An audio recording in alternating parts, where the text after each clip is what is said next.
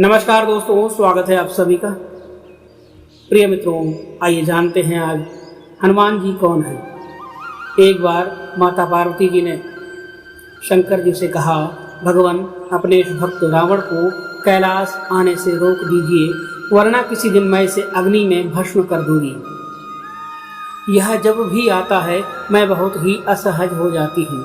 यह बात मुझे बिल्कुल भी पसंद नहीं है। आप इसे समझा दीजिए, यह कैलाश में प्रवेश ना करे। शिव जी जानते थे कि पार्वती सिर्फ उनके वरदान की मर्यादा रखने के लिए रावण को कुछ नहीं कहती है। वह चुपचाप उठकर बाहर आकर देखते हैं रावण नंदी को परेशान कर रहा है। शिव जी को देखते ही वह हाथ जोड़कर प्रणाम करता है। प्रणाम महादेव। आओ दशानन, कैसे आना हुआ?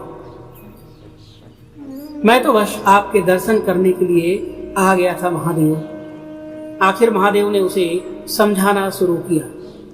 देखो रावण, तुम्हारा यहाँ पर आना पार्वती को बिल्कुल भी पसंद नहीं है, इसलिए तुम यहाँ पर मत आया करो।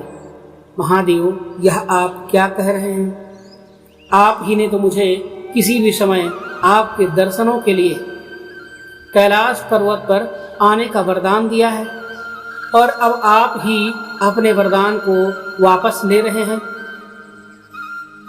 ऐसी बात नहीं है रावण, लेकिन तुम्हारे क्रियाकलापों से पार्वती परेशान रहती है, और किसी दिन उसने तुम्हें श्राप दे दिया तो मैं भी कुछ नहीं कर पाऊंगा। इसलिए बेहतर यही है कि तुम यहाँ पर ना आया करो। फिर आपका वरदान तो मिथ्या हो जाएगा महादेव। मैं तुम्हें आज एक और वरदान देता हूँ। महादेव कहते हैं, तुम जब भी मुझे याद करोगे मैं स्वयं ही तुम्हारे पास आ जाऊंगा, लेकिन तुम अब किसी भी परिस्थिति में कैलाश पर्वत पर मत आना। अब तुम यहाँ से जाओ, पार्वती तुमसे बहुत रुष्ट है। रावण चला जाता है। समय बदलता है।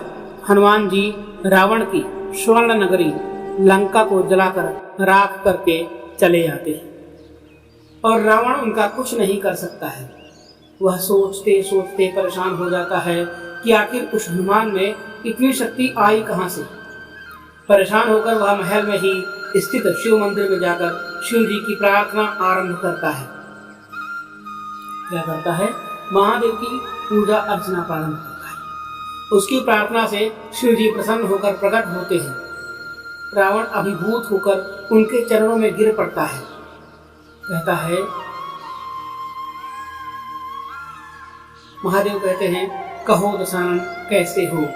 शिव जी पूछते हैं, आप अंतर्यामी हैं महादेव, सब कुछ जानते हैं। प्रभु, एक अकेले बंदर ने मेरी लंका को और मेरे इस दर्पण को भी जलाकर राख कर दिया है। मैं जानना चाहता हूँ यह बंदर जिसका नाम हनुमान है आखिर कौन है? और प्रभु, उसकी पूंछ तो और भी ज्यादा शक्तिशाली थी, किस तरह सहायता से मेरी लंका को जला दिया? मुझे बताइए कि यह हनुमान कौन है?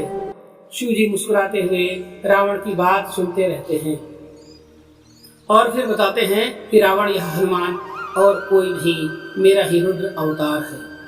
विष्णु ने जब यह निश्चय किया कि वे पृथ्वी पर अवतार लेंगे और माता लक्ष्मी भी साथ ही अवतरित होंगी, तो मेरी इच्छा हुई कि मैं भी उनकी लीलाओं का साक्षी बनूं। और जब मैंने अपना यह निश्चय पार्वती को बताया तो वह हट कर बैठी कि मैं भी साथ ही रहूंगी। लेकिन यह समझ नहीं आया कि उसे इस लीला में किस तरह भागीदार बनाया जाए। तब सभी देवताओं ने मिलकर मुझे यह मार्ग बताया। आप तो बंदर बन जाइए, और शक्ति स्वरूपा पार्वती देवी आपकी पूंछ के रूप में आपके साथ रहेंगी। तभी आप दोनों साथ रह सकते हैं। और उसी अनुरूप मैंने हनुमान के रूप में जन्म लेकर राम जी की सेवा का व्रत रख लिया, और शक्ति रूपा पार्वती ने पूंछ के रूप में और उसी सेवा का फल स्वरूप तुम्हारी लंका का दहन किया। अब सुनो रावण, तुम्हारे उद्धार का समय आ गया है। अतः श्री राम के हाथों तुम्हारा उद्धार होगा।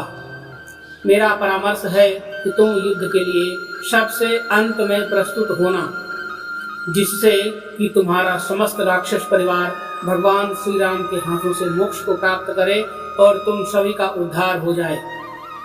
रावण को सारी परिस्थिति का ज्ञान होता है और उसी अनुरूप वह युद्ध की तैयारी करता है और अपने पूरे परिवार को राम जी के समक्ष युद्ध के लिए पहले भेजता है और सबसे अंत में स्वयं मोक्ष को प्राप्त होता है। तो प्रिय मित्रों, कैसी लगी आपको यह कहानी? यदि आपको यह कहानी पसंद आई हो तो वीडियो को लाइक करना जरूर से दोस्तों, और हमारी इस वीडियो को शेयर भी करिएगा और हमारे इस चैनल को सब्सक्राइब कर लीजिए, जिससे आपको इसी तरह की ज्ञानवर्धक जानकारियाँ मिलती रहें देखने के लिए। मिलते हैं एक नई वीडियो में एक नई जानकारी के साथ, तब तक के लिए धन्यवाद। हर हर महादेव। कमेंट बॉक्स में जय श्री राम, जय सीताराम, हर हर महादेव जरूर लिखिएगा दोस्तों, जिससे प्रभु श्री राम की कृपा आप सभी के ऊपर हो सके, आप सभी का जीवन सुखमय व्यतीत हो। इसी कामना के साथ आप सभी का धन्यवाद।